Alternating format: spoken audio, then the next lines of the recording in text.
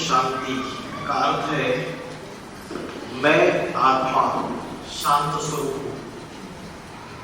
आज का मेरा टॉपिक है आध्यात्मिकता क्या है, व्हाट इज स्पिरिचुअलिटी। तो आज हम आध्यात्मिकता किसे समझते हैं कि हमारे धर्म के ऊपर जो आस्था है इसको हम आध्यात्मिकता समझते हैं। अभी गणेश चतुर्थी का उत्सव चल रहा है महाराष्ट्र में और सभी भक्तगण भक्ति में लीन है, लेकिन सबको पता है जो भक्ति हो रही है वो परमात्मा के प्रति या देवी देवताओं के प्रति वो भक्ति का सात्विक रूप है, पवित्र रूप है या तामसी रूप है। तामसी माना निचली स्तर का कौन सा रूप दिखाई दे रहा है। आज जो भक्ति चल रही है गणेश चतुर्थी की, इसमें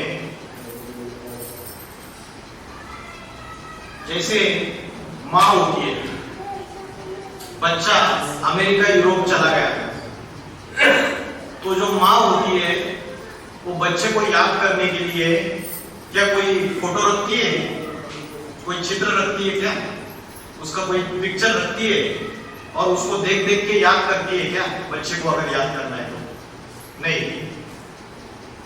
उसके बाद वो कोई गीत चलाती है अपने बच्चे को याद करने के लिए जो अमेरिका चला गया है, गीत लगाती है, कोई डांस करती है, नहीं करती ना। लेकिन आज उस परमात्मा को, उन देवी देवताओं को जिन्होंने कभी बहुत सारे दैवी गुण अपने अंदर धारण कर लिए और जो पूज्य बने, उनके दैवी गुणों को हम फॉलो नहीं कर रहे। आज उनको याद करने के लिए हम गणेश उत्सव में क्या किया जाता है, बहुत जोर जोर से फिल्मी गीत बजाए जाते हैं, ऐसे गीत जो असली प्रकार के गीत है। डांस किया जाता है, नशा किया जाता है या नहीं किया जाता है। तो माँ अगर अपने बच्चे को यहां बैठ के अमेरिका में जो बच्चा है उसको याद कर सकती है, तो हम परमात्मा को याद करने के लिए ये सारे आडंबरों की जरूरत है क्या? इन सारे कर्मकांडों की जरूरत है क्या?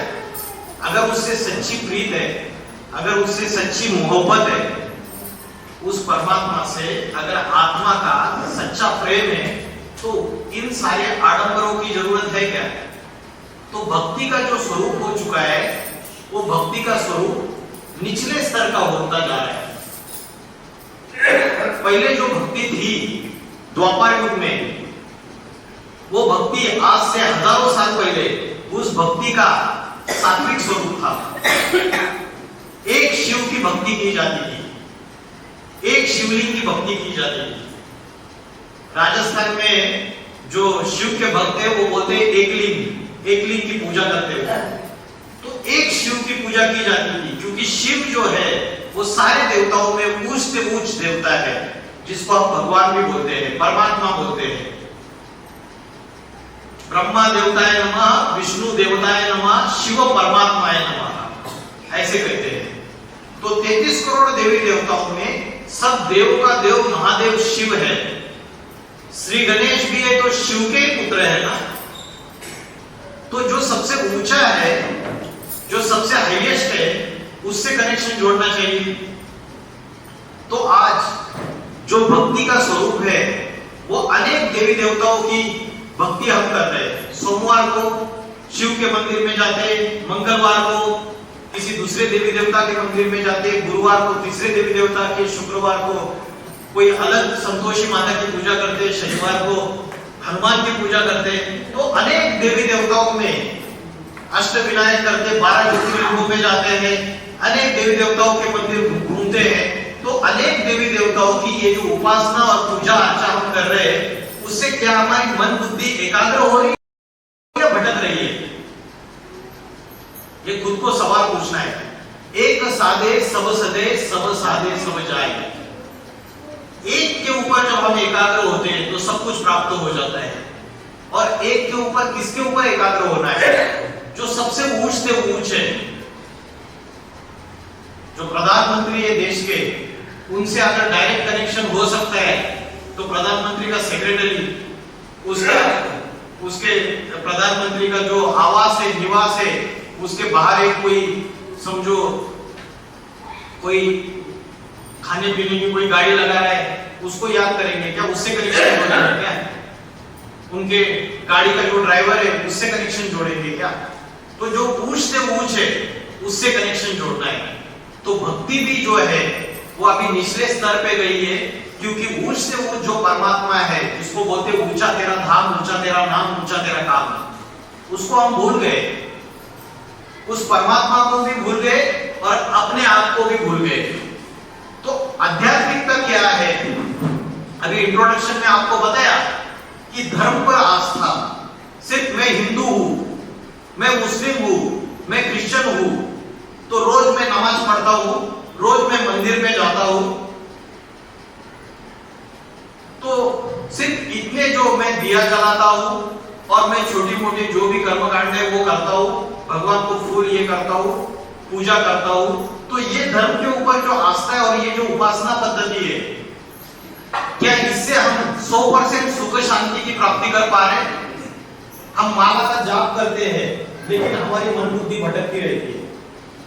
आपने देखा रहेगा कि माला का जाप करते हैं लेकिन उसके बावजूद मन बुद्धि भटकती रहती है।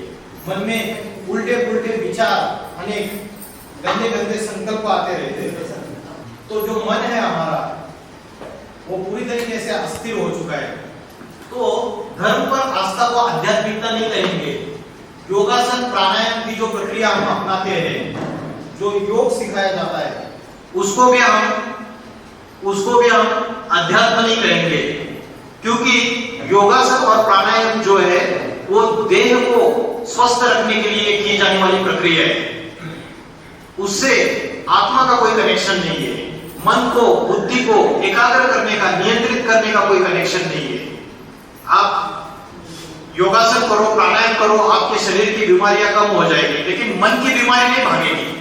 शरीर की बीमारी आती है तो शरीर के डॉक्टर के पास हम जाते हैं, दवाई लेते हैं। किसी को बीपी है, किसी को ब्लड शुगर है, अलग अलग तरीके की बीमारी 25-30 साल के नौजवानों को भी अभी होने लगी है। तो ये शरीर के डॉक्टर के पास तो जाते हैं, लेकिन मन और बुद्धि को एकाग्र करने की जो प्रक्रिया है वो ये योगासन और प्राणायाम नहीं सिखाता है। तो हम इसको अध्यात्म समझ के बैठते हैं। हम सोचते हैं मैं रोज योगा करता हूं, मैं तो सारा भगवान का सब कुछ कर रहा हूं, तो ये असली अध्यात्म नहीं है। मेडिटेशन की, ध्यान की प्रक्रिया अपनाई जाती है अलग अलग। ये ध्यान की प्रक्रिया, कोई बोलता है नासिकाग्र के ऊपर ध्यान करो, कोई बोलता है अपने श्वासों के ऊपर ध्यान करो, कोई बोलता है कि आप हृदय के ऊपर ध्यान करो। तो अलग अलग ध्यान की प्रक्रियाएं बताई जाती है। उसे भी 100% आप अध्यात्म नहीं कहेंगे। और मन की एकाग्रता के लिए भी हम अलग अलग प्रकार के उपक्रम अपनाते हैं। इन सारी प्रक्रियाओं को अध्यात्म नहीं कह सकते। तो अध्यात्म का सही अर्थ क्या है? अधि मना अंदर और आत्मा मना आत्मा के अंदर की नॉलेज। तो अभी हम ये चीज भूल गए कि जो आत्मा है वो हमारा असली स्वरूप है, वो हमारी असली आइडेंटिटी है। ये चीज हम भूल गए। श्रीमद् भगवद गीता में बोला है अध्यात्म विद्या विद्या नाम। ये अध्यात्म विद्या जो है ये सर्व विद्याओं में सर्वश्रेष्ठ विद्या है। आज अलग अलग विद्या है, इंजीनियरिंग है, मेडिकल साइंस है, डॉक्टर बनने की पढ़ाई है, वकालत की पढ़ाई है, वकील बनने की पढ़ाई है, आर्किटेक्चर है, लिटरेचर है, कॉमर्स है, अलग अलग तरीके की पढ़ाई है। तो ये सारी जो विद्या है ये सारी अल्पकाल की प्राप्ति कराने वाली, पेट का भरण पोषण करने के लिए सीमित प्राप्ति देने वाली विद्या है। लेकिन जो अध्यात्म विद्या है श्रीमद् भगवद गीता, जो सर्वशास्त्र शिरोमणि है, चाहे कुरान रहे, बाइबल रहे, धम्मपद रहे, ग्रंथ साहब रहे, ये दूसरे सारे जितने भी धर्म ग्रंथ है, उन सारे धर्म ग्रंथों से सर्वश्रेष्ठ सर्वशास्त्र शिरोमणि श्रीमद् भगवत गीता है। आज हिंदू लोग अपने धर्मशास्त्र को भूल गए। घर में हमने श्रीमद् भगवत गीता की किताब तो रखी रहती है, लेकिन गीता के अंदर क्या लिखा है आज हमको किसी को पता नहीं है। सच्ची बात है ना? तो गीता में बोला है अध्यात्म विद्या विज्ञान, यह अध्यात्म विद्या सर्वश्रेष्ठ विद्या है। तो अध्यात्म विद्या कौन सिखाएगा? कोई गुरु गोसाई, कोई संत महात्मा ये विद्या सिखा नहीं सकता, क्योंकि श्रीमद् भगवत गीता में बोला है भगवान वाच, स्वयं भगवान ने गीता का गायन किया है, भगवान ने गीता सुनाई है। तो स्वयं परमात्मा आके ही असली अध्यात्म विद्या सिखा सकता है, स्वयं टीचर बनके, स्वयं गुरु बनके, जिसके लिए बोला है गुरु ब्रह्मा गुरु विष्णु गुरु देवो महेश्वर, गुरु साक्षात परब्रह्म। तो वो परब्रह्म कौन है और वो कैसे इस सृष्टि में आकर हमें अध्यात्म विद्या सिखाता है, कैसे टीचर बन के कार्य करता है और किस समय आता है, ये सारी बातें हम आगे देखेंगे। तो सबसे पहले क्या उस परमात्मा का, क्या उस परब्रह्म का इस सृष्टि पर अवतरित होने का ये समय है या नहीं है, इस बारे में हमको सोचना है। गीता में बोला है यदा यदा ही धर्मस्य ग्लानिर्भवति भारत, जब धर्म की ग्लानि होती है तब मैं इस सृष्टि पे भारत में आता हूं, खास भारत में। दूसरे दूसरे धर्मखंडों में वो परमात्मा नहीं आता है। इसलिए राम की भूमि अयोध्या उत्तर भारत में, उत्तर प्रदेश में, कृष्ण की जन्मभूमि वृंदावन मथुरा, ये सारा गायन उत्तर भारत का है, उत्तर प्रदेश का है। शंकर की भी प्यारी नगरी काशी नगरी उत्तर भारत में है।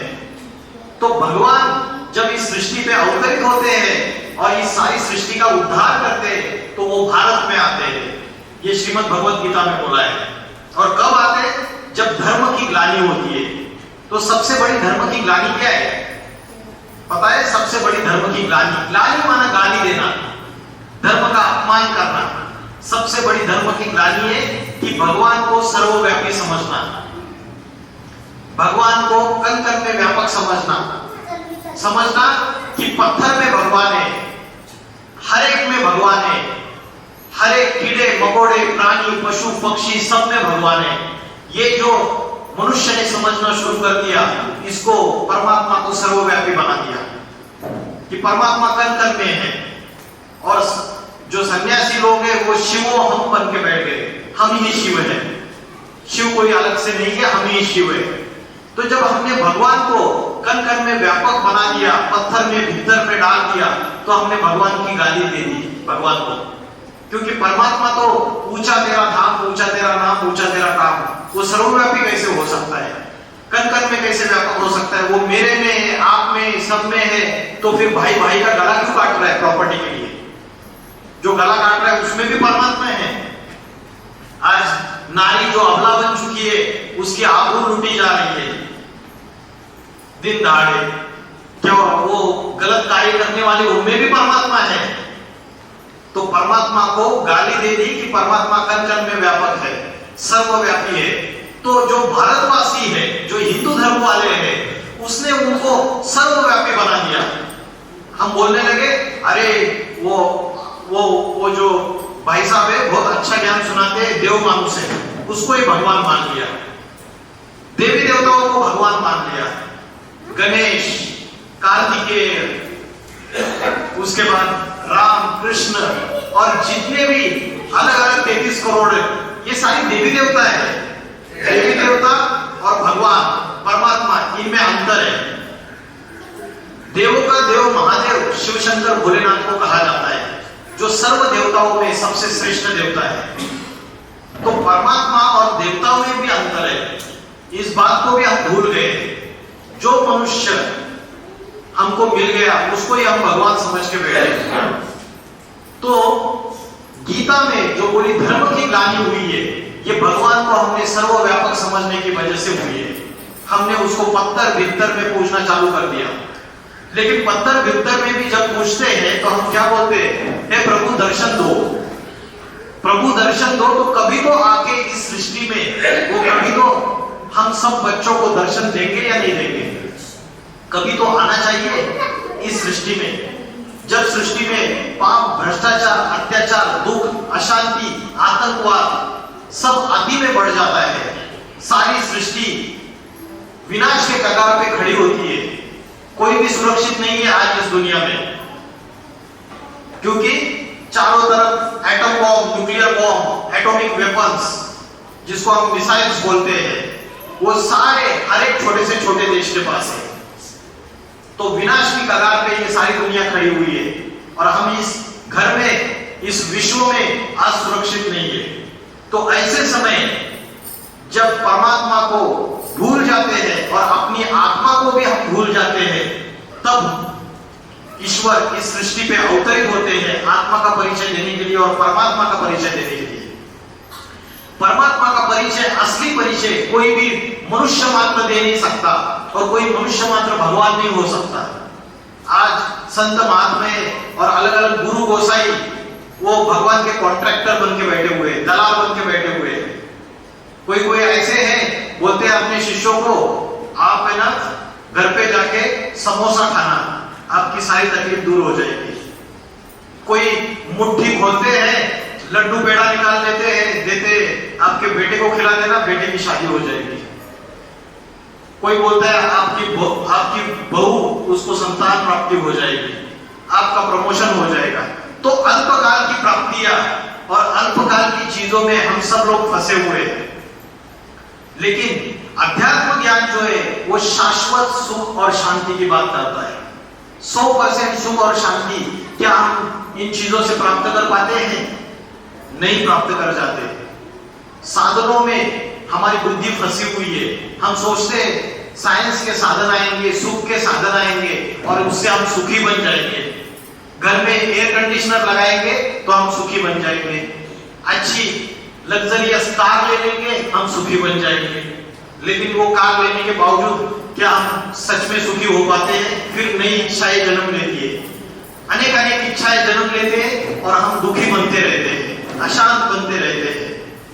तो परमात्मा को सर्वव्यापी समझ बैठे, ये सबसे बड़ी परमात्मा की ग्लानि कर दी, धर्म की ग्लानि हो गई।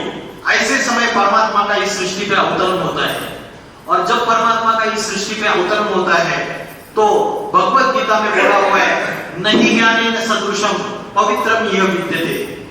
इस ज्ञान के सिवाय सृष्टि में कोई भी चीज पवित्र नहीं है। तो कौन सा ज्ञान है? कौन सा ज्ञान है जिसके सिवाय सृष्टि में कोई भी चीज पवित्र नहीं है? अध्यात्म ज्ञान, आत्मा का ज्ञान, परमात्मा का ज्ञान। तो उस ज्ञान के सिवाय सृष्टि में कोई भी चीज पवित्र नहीं है। बाकी सारे कामकाज करते हैं, सवेरे से लेकर शाम तक हम माथा मारते रहते हैं इस पेट के लिए, अपने सगे संबंधियों के लिए, अपने घर परिवार के लिए, उनका पालन पोषण करने के लिए। लेकिन हम अपनी आत्मा को और परमात्मा को याद करने के लिए कोई भी समय नहीं देते हैं। 1 मिनट भी, 5 मिनट का समय नहीं देते हैं। रात को सोते हैं तब भी हमारी मन बुद्धि रूपी आत्मा भटकती रहती है। हम कोई भी समय आत्मा का ध्यान करने के लिए और परमात्मा को याद करने के लिए नहीं देते हैं। हम बाहर के साधनों में, व्यक्तियों में और रिश्तेदारों में, सगे संबंधियों में हम सुख को ढूंढ रहे हैं। लेकिन वास्तविकता असली सुख शांति हमारे मन बुद्धि रूपी आत्मा के अंदर स्थित है। ये दिखाए कि हेल्थ, जब हमारी हेल्थ खराब हो जाती है, जब हमें शरीर को कोई बीमारी आती है तो हम क्या करते हैं? डॉक्टर के पास जाते हैं। लेकिन जब हमारी मन बुद्धि रूपी आत्मा दुखी रहती है, मन अशांत रहता है, कई बार डिप्रेशन में चले जाते हैं, अलग अलग जीवन में जो रोजमर्रा की समस्याएं आती है उन समस्याओं का हम सामना नहीं कर पाते और हम दुखी अशांत बन जाते हैं। तो मन का डॉक्टर कौन है? कौन है जो हमें मन की दवाई दे दे, मन को स्वस्थ रखने की दवाई दे दे? तो वो आत्माओं का पिता, परम पिता परमात्मा है। वो ही असली आत्मा को सुख और शांति देने का ज्ञान देता है। तो यहाँ लिखा है डिप्रेशन, टेंशन, स्ट्रेस, इन अलग अलग चीजों के हम शिकार हो रहे हैं और उसके बावजूद हमें ये सत्य ज्ञान नहीं है कि आत्मा का ध्यान कैसे करना है और परमात्मा को याद कैसे करना है। भक्ति के अनेक अनेक आडंबरों में हम फंसे हुए। इसके लिए सबसे पहले हमें समझना है कि शरीर अलग है और आत्मा अलग है। आज तक हम इस चीज को समझ नहीं पाए। शरीर 5 तत्वों से बना हुआ है, जल, वायु, अग्नि, पृथ्वी, आकाश। इन 5 तत्वों का पुतला है और इस शरीर को चलाने वाली जो चैतन्य शक्ति है वो है आत्मा। तो शरीर जड़ है। शरीर क्या है? जड़ है। मरने के बाद या तो जला दिया जाता है या गाड़ दिया जाता है। तो ये हड्डी मांस का पुतला आपको दिख रहा है, ये देह है। इस शरीर में जब तक ये आत्मा प्रवेश नहीं करती तब तक हम मुख से बात नहीं कर सकते, वाचा नहीं निकल सकती, आंखों से देख नहीं सकते, कानों से सुन नहीं सकते, हमारी इंद्रियां हलन चलन नहीं कर सकती। तो ये जो आत्मा है ये हमारे अंदर की एनर्जी है जिसकी वजह से हम बात कर रहे हैं। जैसे ये माइक है और अगर ये जो सिस्टम है जिसमें इलेक्ट्रिसिटी प्रोवाइड हो रही है, अगर स्विच बंद कर दिया तो ये इंस्ट्रूमेंट काम नहीं करेगा। वैसे ही शरीर ये एक इंस्ट्रूमेंट है। जब तक आत्मा जो एनर्जी है वो उसमें प्रवेश नहीं करती है, जब तक वो उसमें शरीर में नहीं रहती है, तब तक ये शरीर कुछ काम का नहीं है। तो आत्मा हमारी असली आइडेंटिटी है कि मैं एक आत्मा हूं। लेकिन हम अपने आप को देह समझ बैठे और देह समझने की वजह से हमें अपनी इंद्रियों का भान आ गया और इंद्रियों के विषय भोगों के सुखों में हम फंस गए।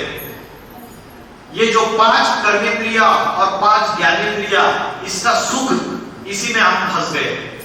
5 ज्ञानेंद्रिया आंख, नाक, कान, जिह्वा और त्वचा, ये 5 ज्ञानेंद्रिया है। उससे हम रूप, रस, गंध, स्पर्श अलग अलग विषय भोगों का सेवन करते हैं। और 5 कर्मेंद्रिया मलद्वार, मूत्रद्वार, हाथ, पैर और मुख, ये 5 कर्मेंद्रिया है। तो ये 10 इंद्रियों के हम अधीन बन चुके हैं।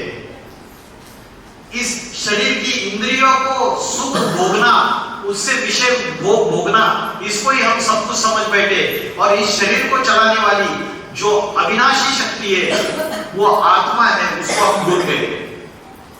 तो देह में फंसने की वजह से, देह क्या है? मिट्टी है, और मिट्टी में फंसने की वजह से दुख ही आएगा, पाप कर्म होंगे। तो इंद्रियों के अधीन हो गए पूरी तरीके से, अपनी आत्मा को भूल गए। तो आत्मा इस देह में कहां रहती है? किसी को पता है आत्मा इस देह में कहां रहती है?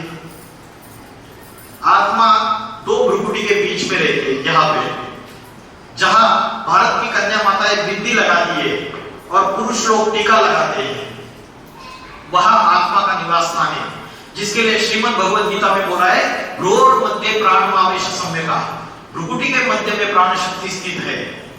तो ये आत्मा का निवास स्थान है।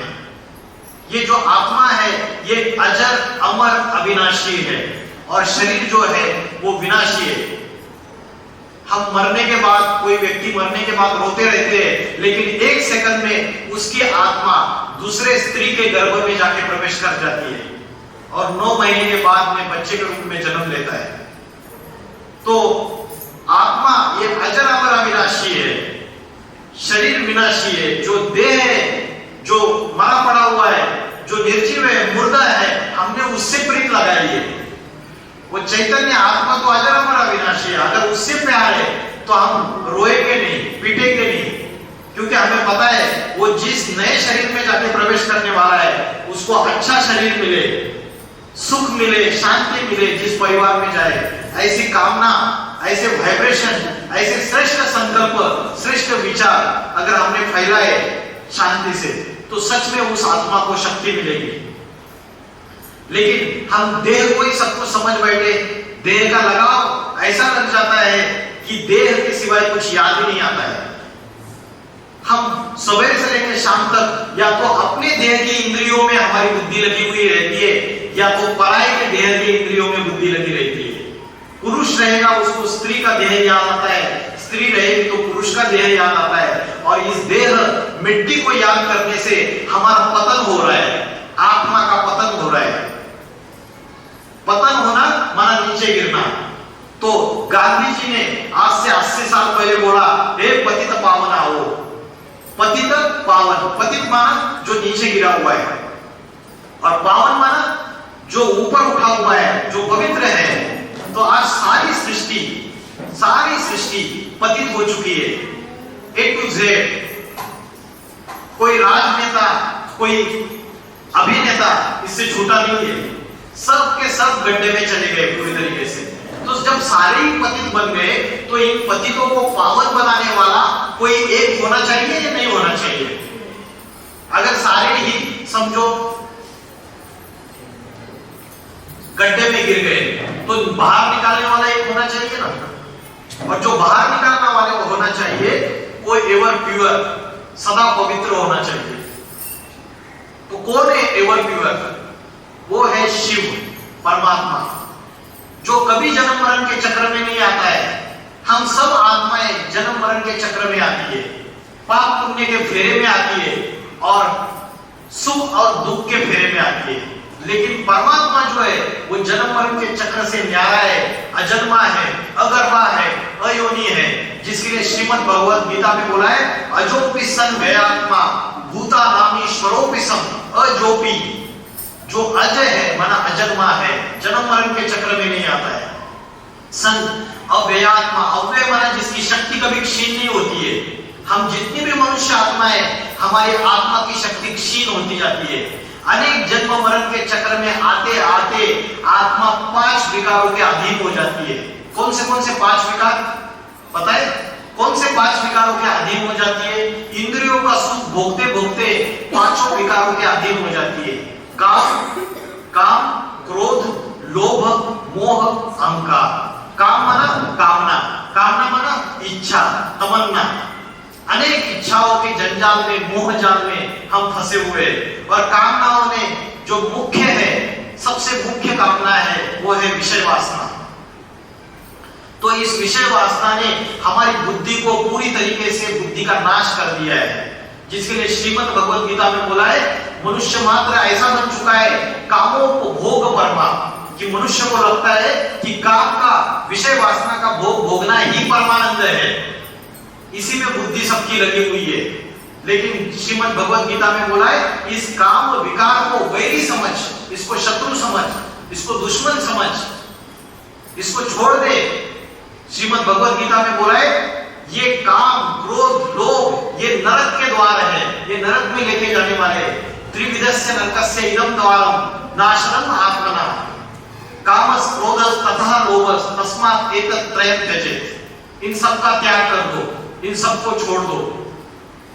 लेकिन बार बार हम प्रयत्न भी करते हैं अपने इंद्रियों को संयमित करने का, अपने मन को एकाग्र करने का, अपनी बुद्धि को स्थिर करने का।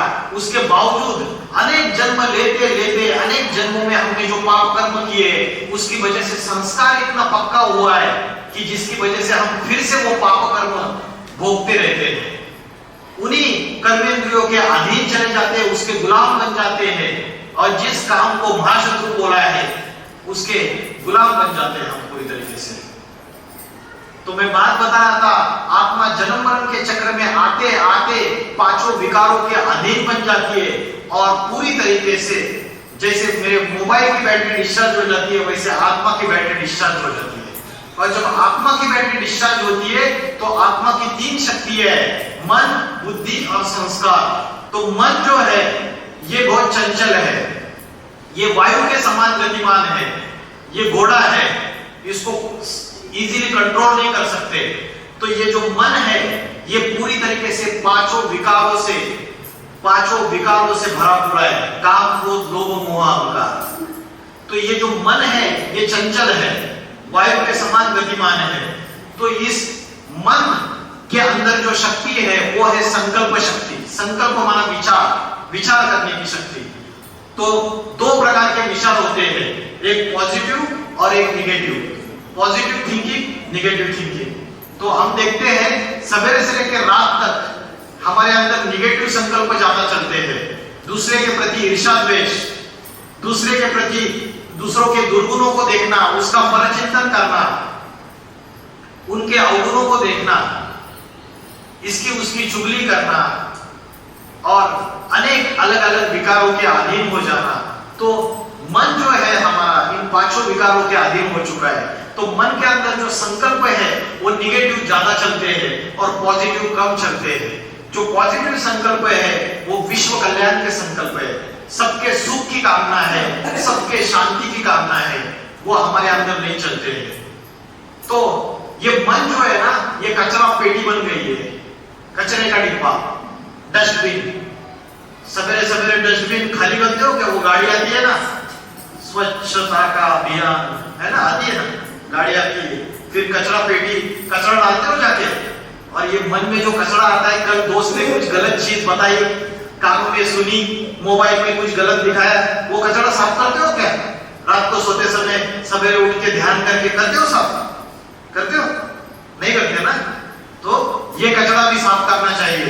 ये मन के अंदर हम जो रोज कचरा लेते हैं, रात को 12-12, 1-1 बजे तक, आज की दिनचर्या ऐसी हो गई लोगों को, रात को 9, 9:30 बजे के बाद 12-1 बजे का समय उसको राक्षस काल बोला जाता है। क्या बोला जाता है? राक्षस काल। और राक्षस काल में भूत प्रेत आत्माएं घूमती रहती है। जब सारी दुनिया विषय विकारों में जाती है, सृष्टि का वातावरण बहुत अपवित्र होता है, तब हम रात भर मूवी, सीरियल, गंदे गंदे ये सारी दुनिया में जो गलत चीजें हैं उसको देखते रहते हैं। तो ये मन बुद्धि रूपी आत्मा में हम कचरा धारण करते हैं। इसलिए छोटी छोटी बीमारियां आती है, कोरोना आता है, ये आता है, वो आता है, और कई सारे लोग क्या करते हैं? हार्ट अटैक आके शरीर छोड़ जाते हैं। क्योंकि ये जो हृदय है ना, ये जो आत्मा है, ये जो शक्ति है, इसको कमजोर बना दिया है। इसलिए कमजोर बना दिया कि छोटी छोटी परिस्थितियों का, छोटी छोटी समस्याओं का जीवन में सामना नहीं कर पाते हैं, क्योंकि आत्मा की जो शक्ति है उसको भूल चुके हैं और उसकी वजह से देह को सब कुछ समझ बैठे और इन पांचों विकारों के अधीन हो चुके हैं। तो मन की जो शक्ति है वो संकल्प शक्ति है, विचार शक्ति है। तो मन में मैंने बोला कि हमने पॉजिटिव संकल्पों से ज्यादा निगेटिव संकल्प ज्यादा चलते हैं, और इस मन को हमने कचरा पेटी बना दिया, डस्टबिन बना दिया है। तो कैसे इस मन को स्थिर करना है? ये मन रूपी घोड़ा जो भाग रहा है उसको कैसे हमको लगाम रखना है? तो मन है संकल्प शक्ति, मन में विचार आते। दूसरा है बुद्धि। बुद्धि क्या है? बुद्धि है निर्णय शक्ति, डिसीजन मेकिंग पावर। क्या सही है क्या गलत है, बुद्धि को तराजू के रूप में दिखाया हुआ है, वो तौलता है, जिसके लिए बोला है सत्सद विवेक बुद्धि।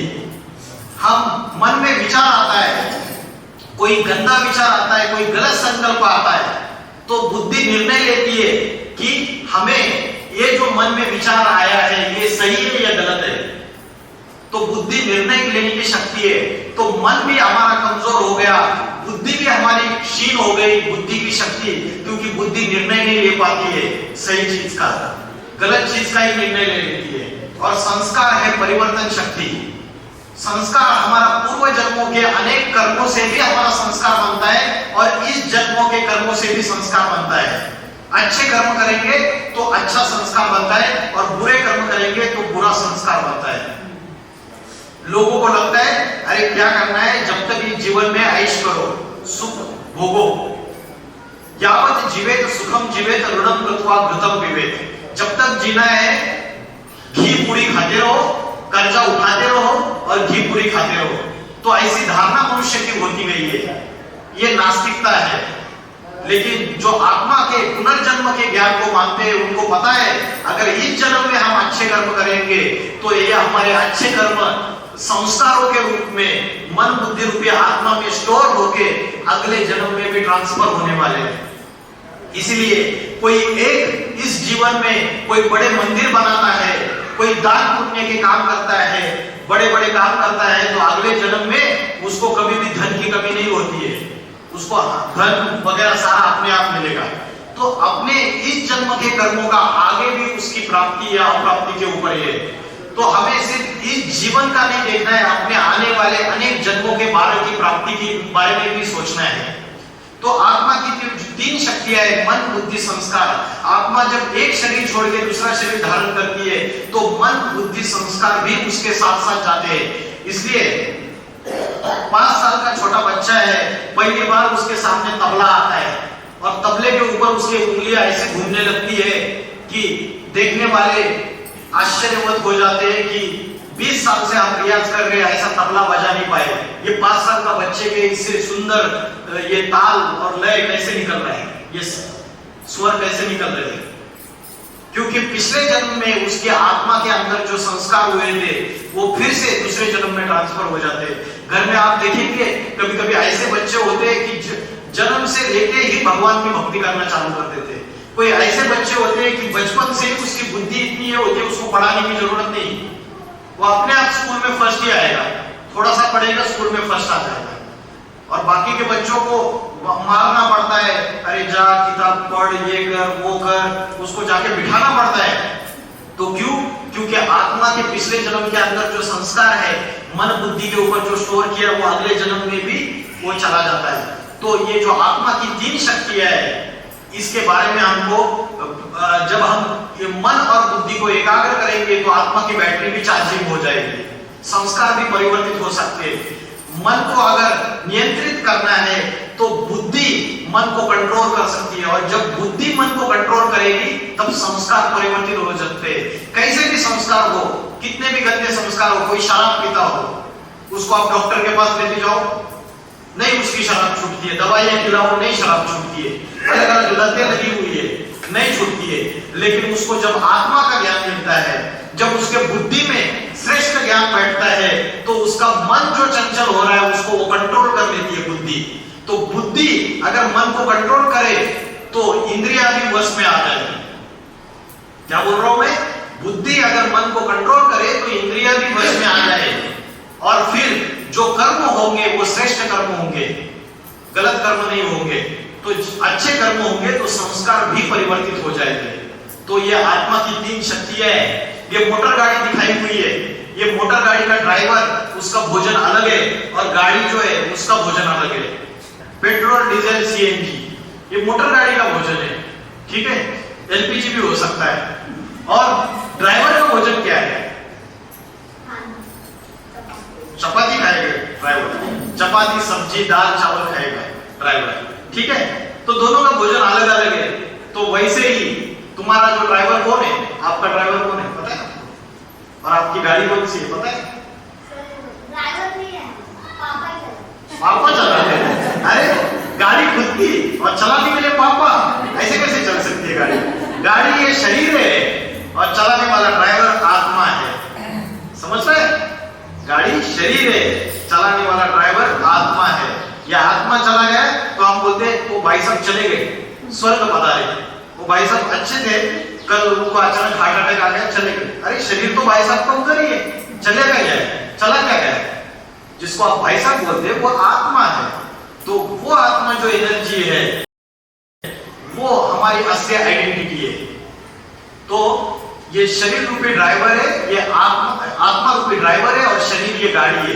तो आत्मा का भोजन अलग है, इस बात को हम समझ नहीं पा रहे।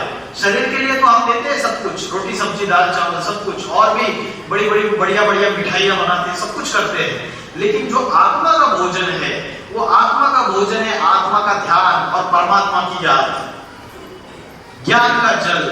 ज्ञान के जैसे पानी होता है, पानी से क्या करते हैं हम? गंदे कपड़े साफ करते हैं ना, गंदे बर्तन साफ करते हैं। वैसे ये आत्मा के अंदर 5 विकारों की गंदगी कट चढ़ी हुई है, काम, क्रोध, लोभ, मोह, अहंकार। अनेक जन्म जन्मांतर हमने जो पाप कर्म किए हुए, इस पाप कर्मों की कट चढ़ी हुई है आत्मा के अंदर। तो इसको साफ करने के लिए क्या चाहिए? ज्ञान जल। क्या चाहिए? ज्ञान का जल और परमात्मा की याद। परमात्मा की याद, आत्मा का ध्यान, ये है भोजन, और ज्ञान का जल ये है पानी। तो इस तरीके से हम इन विकारों को दूर कर सकते हैं। अभी मुझे ये आत्मा 2 भ्रुकुटी के बीच में रहती है, लेकिन ये आत्मा कैसे दिखती है, इसका ध्यान कैसे करें? जैसे गीता में बोला है, अनुरणीयाम समनुस्मरेत, अनुरेणु से भी अति सूक्ष्म आत्मा है। तो ये आत्मा अगर अनुरेणु से भी अति सूक्ष्म है तो उसको याद कैसे करें? जिस चीज को हमने देखा है उसको याद कर सकते हैं। गाड़ी को देखा है, ये गाड़ी याद आ जाएगी क्या?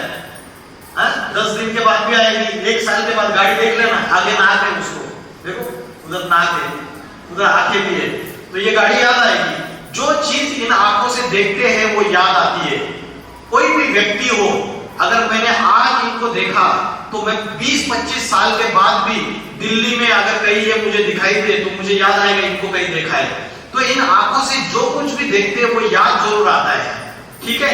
तो आत्मा को देखा नहीं तो आत्मा को याद कैसे करे? आप लेक्चर तो बहुत बड़ा दे रहे हो भाई जी, लेकिन बताइए याद कैसे करना है आत्मा को? तो आत्मा अति सूक्ष्म ज्योतिर्बिंदु स्वरूप है। कैसा है? अति सूक्ष्म ज्योतिर्बिंदु स्वरूप है।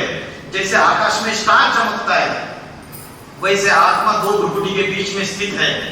तो आत्मा को ध्यान करने का सबसे अच्छा समय कौन सा है?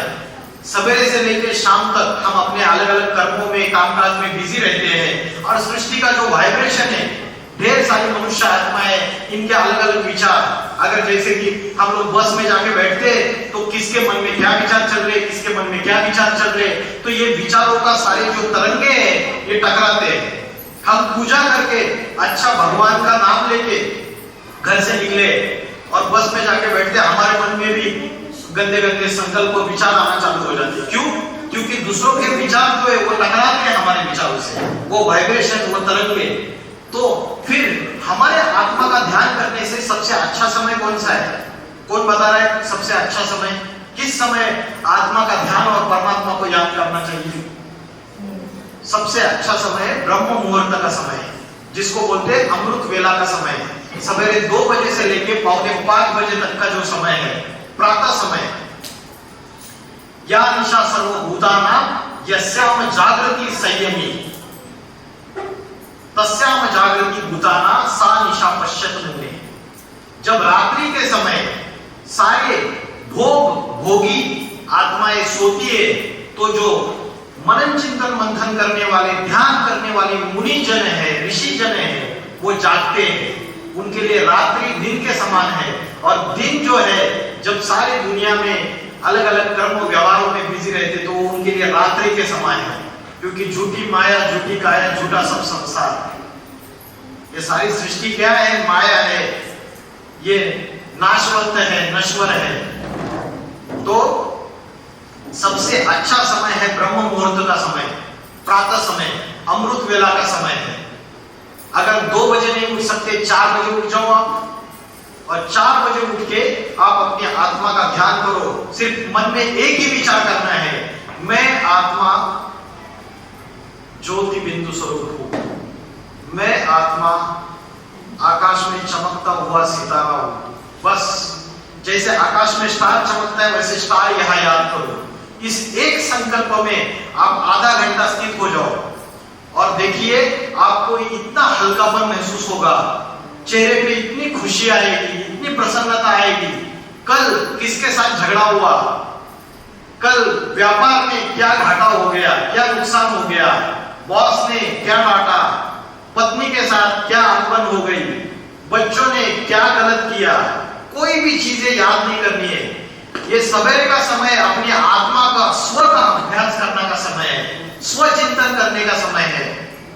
परचिंतन पतन की जड़, स्वचिंतन उन्नति की जड़, स्वचिंतन उन्नति की सीढ़ी।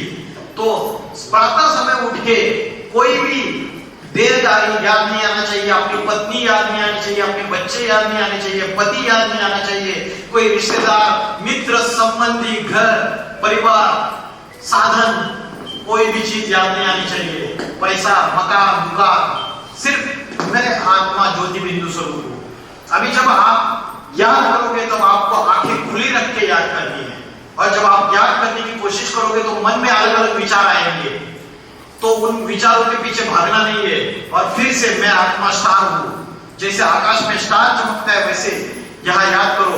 क्योंकि उसका कारण है कि ये उत्तमांग है। कपाल को क्या बोलते हैं? उत्तमांग। भ्रुकुटी को उत्तमांग। ये उत्तमांग है। बाकी की सारी इंद्रियां, आंख, नाक, कान और हाथ, पैर, मूत्रद्वार, मलद्वार, सारी की इंद्रियां नीचे है। हमारी बुद्धि भ्रष्ट इंद्रियों को ज्यादा याद करती है।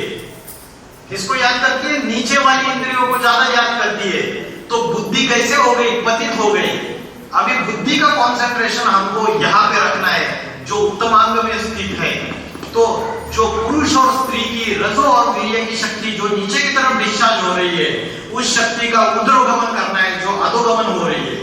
जब आप यहाँ पे बुद्धि को स्त्रियम करोगे तो वो शक्ति ऊपर चढ़ने के आदि हो जाएगी, जिसके लिए बोलते हैं कुंडली की शक्ति जागृत हो जाती है। तो आत्मा का अभ्यास इसलिए यहाँ पे ध्यान करना है। तो सिर्फ आत्मा का अभ्यास करने से आपकी बैटरी पूरी चार्ज नहीं होगी, क्योंकि जैसे हमारे शरीर को जन्म देने वाले पिता है, उन पिता से हम प्रॉपर्टी लेते हैं, वर्षा लेते हैं, दुकान मकान। पिताजी अपना जो भी दुकान मकान है किसको देता है? बच्चों को देता है ना। वैसे ही आत्माओं का भी पिता है। जब तक वो आपको शक्ति प्रोवाइड नहीं करेगा, वो आपको वर्षा नहीं देगा सुख शांति का, तब तक आपकी बैटरी पूरी चार्ज नहीं हो सकती। तो जो आत्माओं का पिता है वो कौन है? आत्माओं का पिता कौन है? ये दो भ्रुकुटी के बीच में आत्मा स्थित है, ठीक है। ये आत्मा क्या है? बीज है, और शरीर क्या है? वृक्ष है। तो हमको शरीर तो दिखाई देता है, लेकिन इस शरीर को चलाने वाली सूक्ष्म आत्मा दिखाई नहीं देती है। तो आत्माओं का पिता जो है वो है परम पिता परमात्मा शिव। शरीर के जो पिता है उनको अलग अलग जन्मों में अलग अलग माता पिता मिलेंगे हमको, लेकिन आत्माओं का पिता कभी बदलता नहीं है, वो है परम पिता परमात्मा शिव। तो परमात्मा शिव जो है वो जन्म मरण के चक्र से न्यारा है, वो अभोक्ता है, अकर्ता है। तो ये आत्मा के अंदर की दिव्य शक्तियों के बारे में लिखा है कि आत्मा जब पहली बार जन्म लेती है इस सृष्टि रूपी रंगमंच पे, तो आत्मा के अंदर 100% सुख, 100% शांति, प्रेम, आनंद और पवित्रता रहती है। लेकिन जैसे जैसे आत्मा अनेक अनेक जन्म लेती जाती है और इंद्रियों के सुखों का, विषय भोगों का सेवन करती जाती है, तो वैसे वैसे आत्मा की ये सारी शक्तियां क्षीण होती जाती है, आत्मा की बैटरी डिस्चार्ज हो जाती है। अभी सच्चा 100% प्रेम किसी के अंदर है क्या? प्रेम है 100% है? कोई दोस्त आपको गाली देगा तो आप उसको गाली देते हो क्या? नहीं देते। क्या करते हो? प्यार करते हो? अच्छा, झूठ बोलते हो। तो प्रेम के जगह हमारे अंदर नफरत है, ईर्ष्या द्वेष है दूसरों के प्रति। किसी का अच्छा हो रहा है तो भी हम नफरत, हम उससे प्यार से ये नहीं करते। तो प्रेम की जगह घृणा, नफरत, ईर्ष्या द्वेष ने ले लिया है, ठीक है। तो ये हमारी शक्ति, शांति की जगह अशांति, मन अशांत हो चुका है। बड़ा बंगला ले लिया, कार ले ली, सुख के सारे साधन आ गए, पति भी अच्छा है, बच्चे भी अच्छे हैं, लेकिन मन इतना अशांत रहता है मेरा। क्यों? क्योंकि आत्मा की जो दिव्य शक्ति है उस आत्मा को भूल गए, परमात्मा को भूल गए। तो ये बाकी साधन हमको सुख और शांति नहीं देते। क्षणभंगुर सुख और शांति जरूर देते हैं, मोमेंटरी हैप्पीनेस, लेकिन शाश्वत सुख शांति नहीं देते हैं। तो ये उसके बाद आनंद, उसके बाद ज्ञान, पवित्रता भी कम हो गई, आत्मा के अंदर की सात्विकता कम हो गई। ये आत्मा की अष्ट शक्ति है। आत्मा की अष्ट शक्ति है, वो भी हमारी शक्तियां क्षीण होती गई। इधर अलग अलग शक्तियां दिखाई दे, सामना करने की शक्ति, समाने की शक्ति, निर्णय करने की शक्ति, परखने की शक्ति, सहन करने की शक्ति, विस्तार को संकीर्ण करने की शक्ति। कभी कभी कोई छोटी बात होती है परिवार में, घर परिवार में, तो हम उस छोटी बात का कभी कभी क्या करते हैं? बतंगड़ बना देते हैं। तो परमात्मा बोलता है राई का पहाड़ मत बनाओ, जो बड़ी समस्या है उसका राई बनाओ, पहाड़ का राई बनाओ। तो विस्तार को संकीर्ण करने की शक्ति होनी चाहिए, सामना करने की शक्ति होनी चाहिए। जीवन में जो अनेक अनेक परिस्थितियां आती है, दुखद परिस्थितियां आती है, समस्याएं आती है, उसके बावजूद डट के खड़ा होना चाहिए। यह आत्मा का शक्ति है। सहन करने की शक्ति, पहले जो घर में जो माताएं रहती थी, आज से 70-80 साल पहले, 100 साल पहले, 50 साल पहले, वो माताओं के अंदर बहुत सहन शक्ति होती थी। पति शराब पी के आ रहा है, घर में पिटाई कर रहा है, जो महाराष्ट्र के घर घरों में होता ही रहता है। मेरे ख्याल से कितना 70-80% होता रहेगा, कभी ना कभी तो होता ही है ना, होता है। कितना 70%, 80% या कितना 90%, कितने घरों में होता है। तो तो माताएं सहन करती रहती है, कितनी भी परिस्थितियां है, कितनी भी समस्या है, माताएं घर परिवार को एकत्रित बना के रखती है, सहन करती है। लेकिन आज वो सहन शक्ति कम होती जा रही है आत्मा के अंदर की।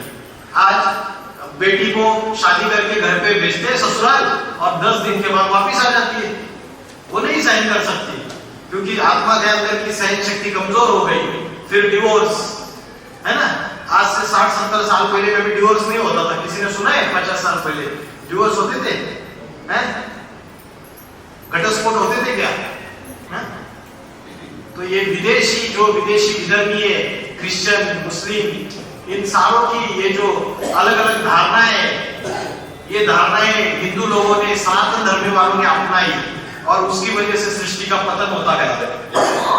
अभी हम दूसरे धर्म की धारणाएं, पाश्चात्य संस्कृति के, पूरी तरीके से पाश्चिमात्य संस्कृति के अधीन हो चुके, उन धर्म की धारणाओं को ही सब कुछ समझ बैठे। तो अनेक जन्म लेते लेते ये आत्मा की अष्ट शक्तियां भी हमारी कमजोर हो गई। ठीक है, तो मैंने आपको बताया जैसे शरीर को जन्म देने वाले पिता है, वैसे आत्माओं का भी पिता है। ये 3 वर्ड्स, 3 लोगों का चित्र है।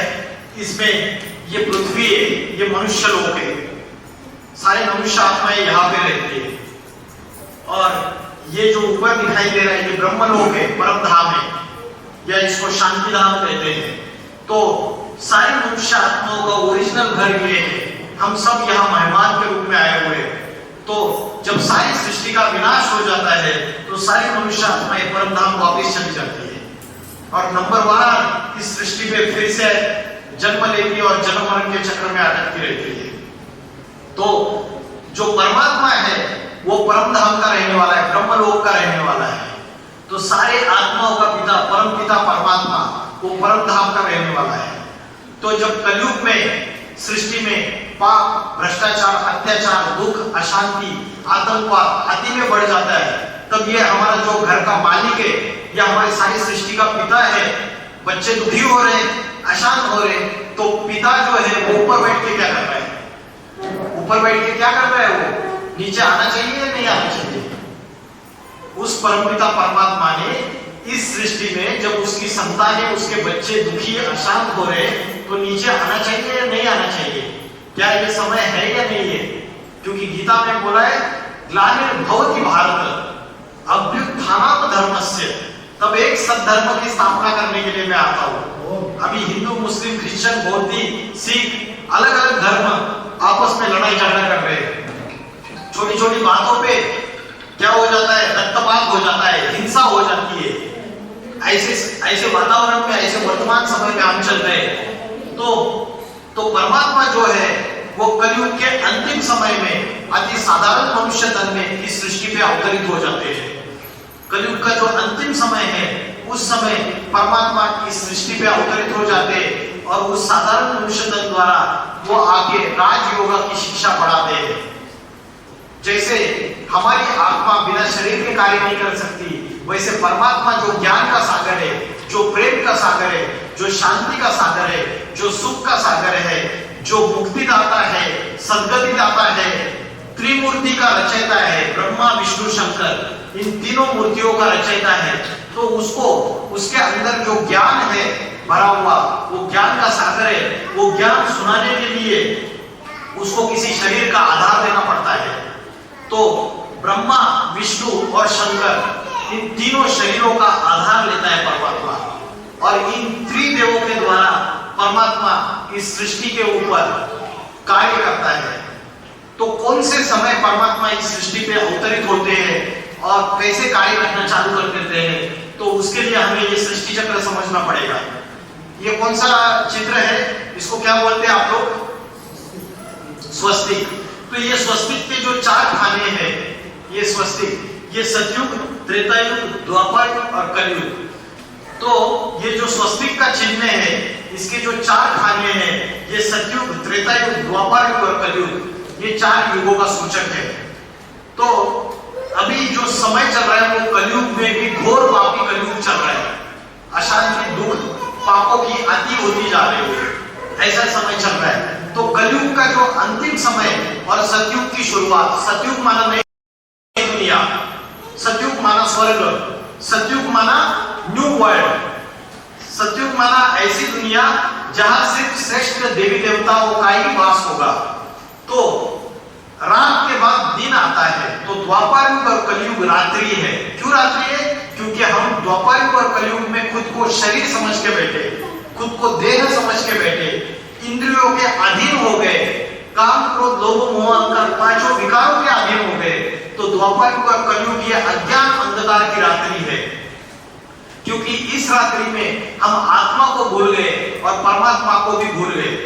इसलिए आपने ये सुना रहेगा कि महाशिवरात्रि मनाते हैं, है ना।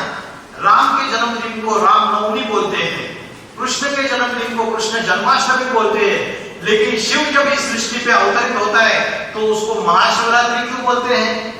शिव जयंती या शिव नवमी या शिव जन्माष्टमी ऐसा क्यों नहीं बोलते हैं? बताइए भाई साहब, महाशिवरात्रि क्यों बोलते हैं? क्यों महाशिवरात्रि ये शब्द किया? क्योंकि शिव जो सारी सृष्टि का पिता है, ईश्वर है, वो शिव शंकर भोलेनाथ इस सृष्टि पे तभी अवतरित होते हैं जब सारी दुनिया में अज्ञान अंधकार की पापों की महारात्रि फैली हुई है। समझ रहे हैं? इस महारात्रि के समय शिव का अवतरण इस सृष्टि पे होता है। तो इसके लिए कलयुग के अंतिम समय जो है और सतयुग की शुरुआत, इन दोनों का जो जोड़ने का जो युग है उसे बोलते हैं पुरुषोत्तम संगम युग है। इस पुरुषोत्तम संगम युग के जो 100 साल है, उस समय परमात्मा इस सृष्टि पे आता है और ब्रह्मा द्वारा स्थापना का कार्य करता है, विष्णु के द्वारा नई सृष्टि की पालना का कार्य करता है और शंकर के द्वारा पुरानी राक्षसी असुरी कलयुगी सृष्टि का विनाश का कार्य करता है। इसलिए शंकर को क्या बोलते हैं? हर हर बम बम, क्योंकि जब शंकर आता है तो बम, एटम बम फूटना चालू हो जाते हैं। आज दुनिया में सारे छोटे से छोटे देश के पास न्यूक्लियर बॉम्ब है। आज से 100 साल पहले थे क्या एटम बॉम्ब? नहीं थे। तलवारों से युद्ध होता था, घोड़े पे बैठ के हजारों लाखों मरते थे। बंदूकें आई, ये अंग्रेज बंदूक लेके आए, गोलियां मार मार के लोगों को मारते युद्धों में। कितने मरेंगे? हजार लाखों मरेंगे ना। लेकिन अभी एटम बॉम्ब, न्यूक्लियर बॉम्ब जो आ गए, न्यूक्लियर वेपन्स आ गए, ये न्यूक्लियर मिसाइल्स आ गए, जिसके लिए शास्त्रों में महाभारत में लिखा है कि यादवों के पेट से मुसर निकले। ये पेट मतलब ये पेट नहीं है, ये बुद्धि रूपी पेट है। बोलते हैं तुम्हारे पेट में कोई बात नहीं पचती है, इसलिए मैं तुमको बताता नहीं हूँ, बोलते हैं ना ऐसा। तो ये कौन सा पेट है? ये तुम्हारी बुद्धि में कोई बात नहीं रहती है, इसलिए मैं तुमको बताता नहीं हूँ, ऐसे बोलते हैं ना। तो शास्त्रों में बोला है यादवों के पेट से मुसर निकले। तो यादव कौन है? यही अमेरिका, रशियंस, ये सारे यादव है। यादव धनाढ्य थे। तो आज की ये जो स्थिति है, ये महाभारत गृह युद्ध की स्थिति है। ये सारी सृष्टि में जब घर घर में महाभारत लड़ाई चालू हो जाती है, घर घर में महाभारत हो रही है नहीं हो रही है? हाँ, यहाँ बैठ के कोई भी जितने भी बैठे हुए कोई भी इस बात को मना नहीं करेंगे कि घर घर में महाभारत नहीं चल रही है अभी। तो जब घर घर में भी महाभारत हो जाती है, समाज में भी महाभारत हो जाती है, देश देश आपस में लड़ाई झगड़ा करना चालू कर देती है, अरे भाजपा, कांग्रेस, अलग अलग पार्टियां आपस में लड़ाई झगड़ा करना चालू कर देती है। हाँ, सारी जो जितनी भी समाजवादी पार्टी, बहुजन समाजवादी पार्टी, ये पार्टी, वो पार्टी, सब आपस में लड़ाई झगड़ा करना चालू कर देते हैं। हाँ, देश आपस में लड़ाई झगड़ा करना चालू कर देते हैं, जातिवाद में लड़ाइयां होती है, धर्म आपस में धर्म के नाम पे लड़ाई झगड़ा करना चालू कर देते हैं। तब ये जो सृष्टि का अंतिम समय आता है और ये न्यूक्लियर बॉम्ब, एटॉमिक वेपन्स सारे ये जितने भी बनाए, ये हमारे घर के सजावट के लिए नहीं बनाए।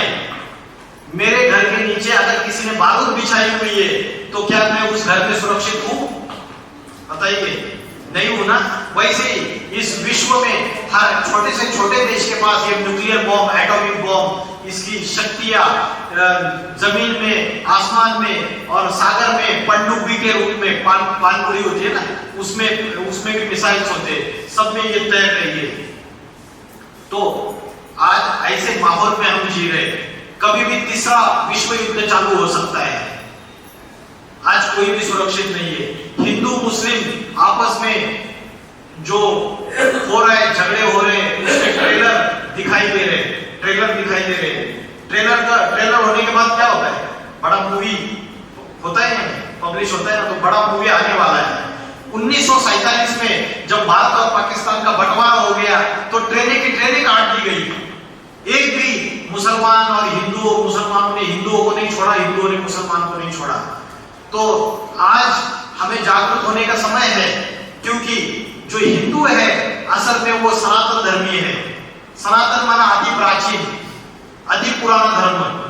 जो क्रिश्चियन, बौद्धी, इस्लामी, सिख, ये सारे धर्म बाद में आए।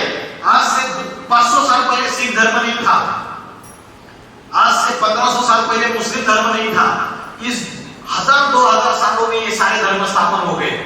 लेकिन इन सारे धर्मों से पहले हिंदू धर्म, जो आदि सनातन धर्म है, जो देवता धर्म है, वो मौजूद है, अति प्राचीन धर्म है।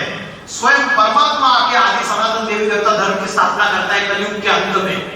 स्वयं ईश्वर ने आके ये धर्म स्थापन किया है। बाकी तो जितने भी धर्म स्थापन हुए वो मनुष्यों ने आके स्थापन किए। प्रोफेट मोहम्मद आए, उन्होंने मुस्लिम धर्म स्थापन किया। जीसस क्राइस्ट आए, उन्होंने क्रिश्चियन धर्म स्थापन किया। गौतम बुद्ध आए, उन्होंने बौद्ध धर्म स्थापन किया। गुरु नानक आए, सिख धर्म स्थापन किया। लेकिन सनातन धर्म, जिसको हिंदू धर्म बोलते हैं, वो किसने स्थापन किया और कब स्थापन हुआ, ये इसका जवाब कोई भी हिंदू के पास नहीं है क्या? किसी के पास नहीं है, क्योंकि हमारी सनातन संस्कृति को हम भूल गए और हम दूसरे धर्म की संस्कृतियों को अपना के उसके अधीन हो चुके पूरी तरीके से। तो परमात्मा जो है, ये कलयुग के अंतिम समय, जो संगम युग है 100 साल का, इस समय आके इस सृष्टि के परिवर्तन का ज्ञान देता है। वो इस वृक्ष का बीज है। जैसे कोई वृक्ष होता है, वैसे ये मनुष्य सृष्टि रूपी वृक्ष है। आज सारे दुनिया की पॉपुलेशन कितनी है? 750 करोड़। 750 करोड़ से भी ऊपर जा चुकी है। तो ये जो 750 करोड़ मनुष्य है, इन 750 मनुष्यों का भी कोई बीज है, और वो बीज है स्वयं परमात्मा शिव, जिसको मुस्लिम लोग गॉड करके पुकारते हैं, क्रिश्चियन लोग अल्लाह करके पुकारते हैं, और हिंदू लोग उसको शिव करके पुकारते हैं। वो एक ही सृष्टि का बीज है। मुझे बताइए, जब वृक्ष खड़ा हो जाता है तो बीज किसी को दिखाई देता है क्या? नहीं देता है। लेकिन सारे वृक्षों को पानी डालना है तो कहां पानी डालोगे आप? टहनियों को पानी डालोगे? फांद्यांना पाणी टाकणार, पानांना पाणी टाकणार, फुलांना टाकणार, फळांना टाकणार का मुळाला पाणी टाकणार? बीज को पानी डालोगे ना, जड़ों को पानी डालोगे ना। तो जो बीज है वो स्वयं परमात्मा है। वो जब इस सृष्टि पे आता है तो उसको याद करने से सारे पाप कर्म विनाश हो जाते हैं। और अभी मैं यह ईश्वरीय संदेश आप सभी को देता हूं कि 1936 में परमात्मा शिव इस सृष्टि पे अति साधारण मनुष्य तन में अवतरित हो गए। जब मनुष्य ने अपने विनाश के सारे साधन तैयार कर लिए, तब परमात्मा भी अवतरण होता है। क्योंकि अगर पुराना घर टूटने वाला है तो घर का मालिक क्या करता है?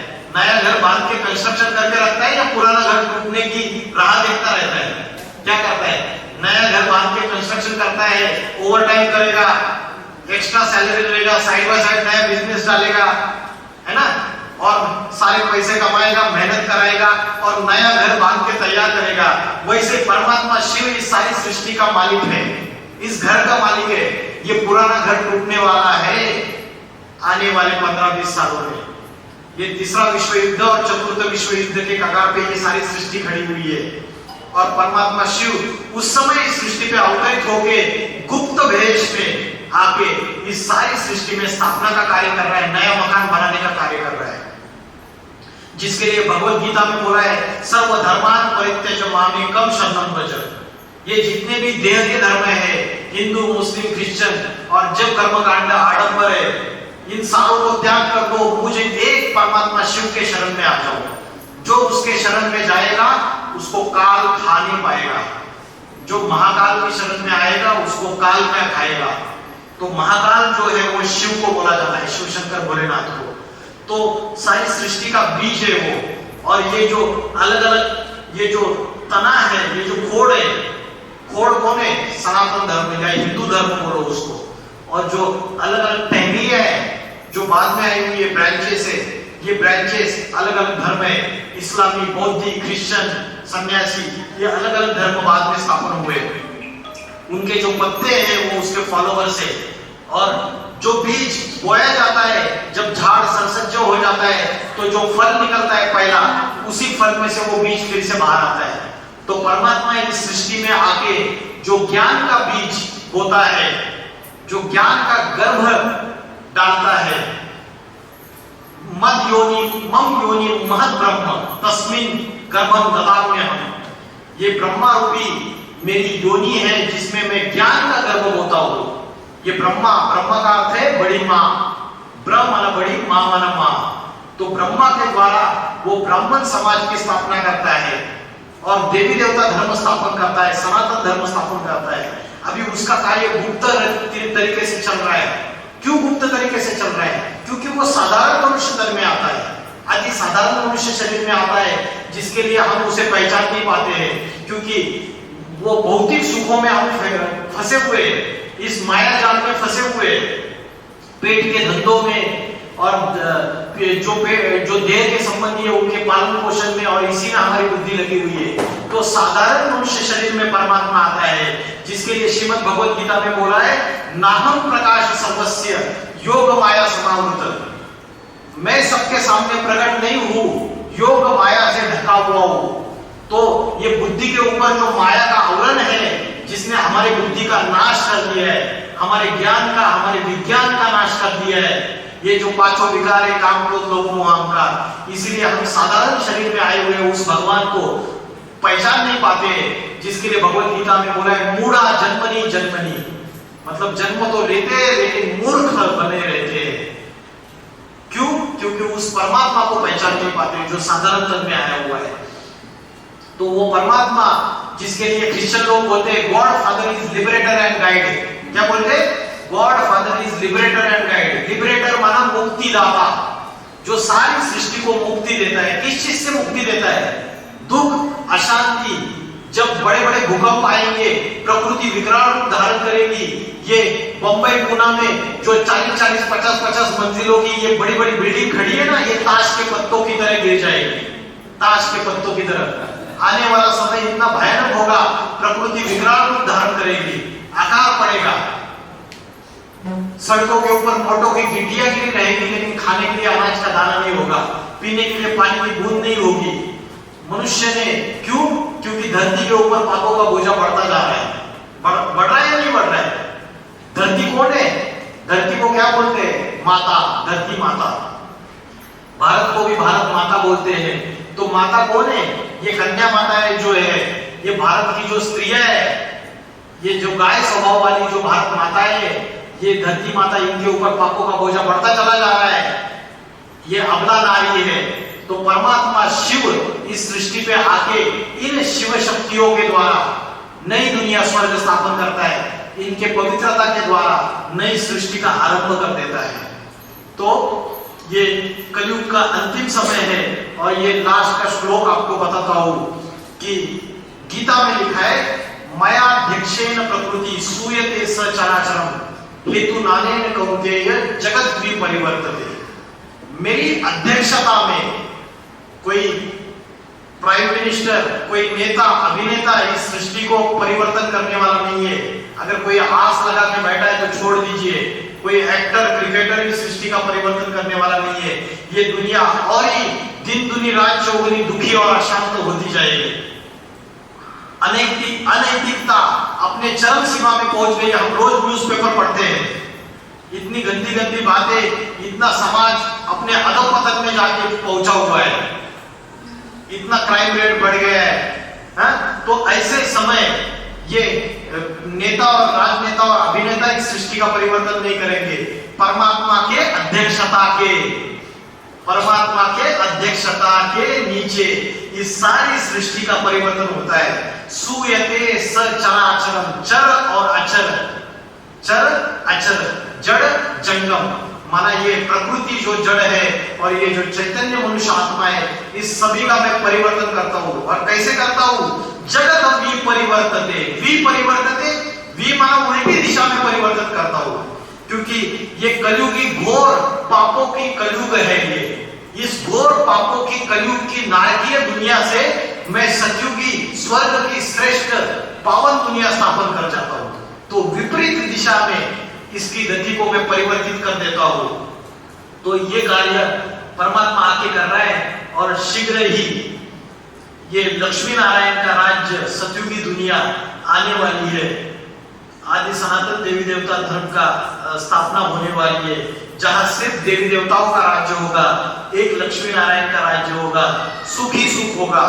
वहां इच्छा मृत्यु होगी, अकाल मृत्यु जो आज होती है, एक्सीडेंट हो गया, किसी को पता नहीं, रास्ते से जा रहे एक्सीडेंट हो गया, मर गया, कोई अकाल मृत्यु नहीं होगी। चोरी चकारी नहीं होगी, डकैत नहीं होगी, लूटपाट नहीं होगी, किसी भी प्रकार की दुख अशांति नहीं होगी। शाश्वत सुख और शांति का राज्य परमात्मा आके स्थापन करता है, जिसको लक्ष्मी नारायण का राज्य बोलते हैं। एक धर्म, एक जाति, एक भाषा और एक राज्य, एक राजा, ऐसी दुनिया वो स्थापन करता है। आज क्या हो रहा है? अनेक धर्म है, अनेक जातियां है, अनेक भाषा है, उसकी वजह से लड़ झगड़ के मर रहे हैं। धर्म के नाम पे, जातियों के नाम पे, भाषाओं के नाम पे सभी जगह टकरावट है, सभी जगह लड़ाई झगड़ा है। तो परमात्मा आके आदि नारायण और आदि लक्ष्मी के द्वारा ये स्वर्ग की दुनिया 2500 साल सतयुग और त्रेतायुग आके स्थापन करता है। तो इस नई दुनिया में पदार्पण करने के लिए आप सबको मैं ये ईश्वरीय संदेश देता हूँ कि परमात्मा इस सृष्टि पे अति साधारण मनुष्य तन में अवतरित हुए। हम जो भी भक्ति कर रहे हैं जन्म जन्मांतर, उस भक्ति का फल है ज्ञान, और वो ज्ञान आता है सिर्फ परमात्मा से। जब ईश्वर साक्षात इस सृष्टि पे आता है तभी सत्य ज्ञान मिलता है, क्योंकि अभी वो ईश्वर के परिचय देने वाले कॉन्ट्रैक्टर्स, दलाल बहुत बैठे हुए इस दुनिया में, जो मनुष्य को भटका रहे हैं। लेकिन परमात्मा स्वयं आता है, जो स्वयं अपना परिचय देता है, जिसके लिए श्रीमद् भगवद गीता में बोला है, स्वयमेवान आत्मानम, मैं स्वयं आके मेरा खुद का परिचय देता हूं। तो वो परमात्मा इस सृष्टि पे अवतरित होकर एक जाति, एक धर्म, एक भाषा स्थापन करके लक्ष्मी नारायण का राज्य शीघ्र ही आने वाला है। ये ईश्वरीय संदेश देके हम रुकते हैं यहाँ।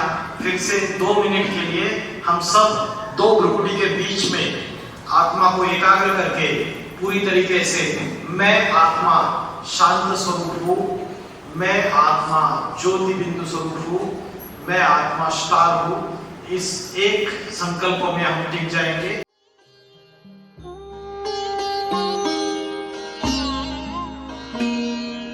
ज्योति बिंदु परमात्मा से है मेरी आत्मा, अब चल कर ले मिलन। परमानंद का अनुभव कर, ओ परमानंद का अनुभव कर, तू धन्य बना जीवन। ज्योति बिंदु परमात्मा से